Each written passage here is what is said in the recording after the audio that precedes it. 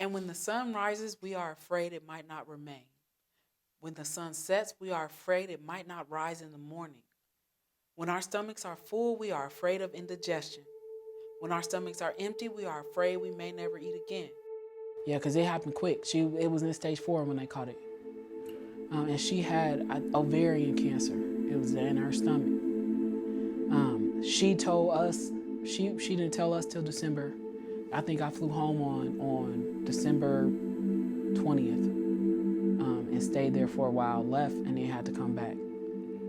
When my stepdad called and said, "Sir, you better come, just her last breath."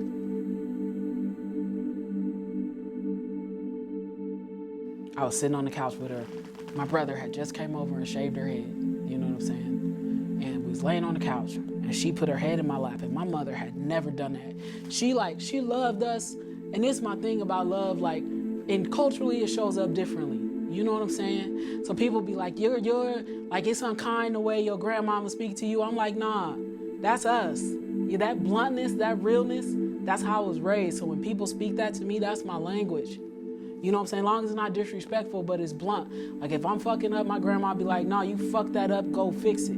For my mother to be in a space intimately where she laid her head in my lap, I was 34 at the time. That was new for me. Because it was a side of intimacy I had never seen from her. She broke down crying. And that was also, like, I was 34 at the time. I think I may have only seen my mother cry 3 times in my life.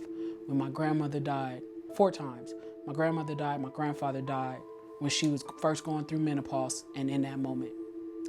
And she looked at me in the eyes and she said, I wish I could have done something differently.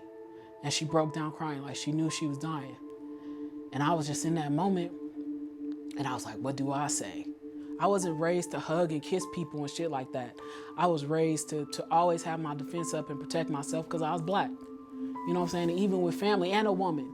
So even around men, my mother would teach me to, you know what I'm saying, in case you gotta defend yourself, this is how you get down. And so like, I looked at her and I was like, you did everything you were supposed to do. I am who I am because of you. You know what I'm saying? I told her. I said, that's the first time I ever told her. I was like, you my hero. You always gonna be my hero. You know what I'm saying? Everything I do, everything I become is because of you. Because Pops left when I was 4. And it was just like, it was that realization of the regret she had in that moment. And when I said it to her, I seen like this peace come over her. And I was like, you know, you raised a bad bitch. Like, I didn't say that to my mama because she still probably would have slapped me, chemotherapy and all. But it was just that moment of like reassuring her that like, when you leave, I'm gonna be okay.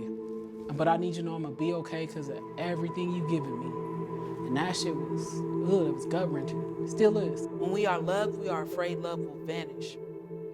When we are alone, we are afraid love will never return. And when we speak, we are afraid our words will not be heard nor welcome. But when we are silent, we are still afraid.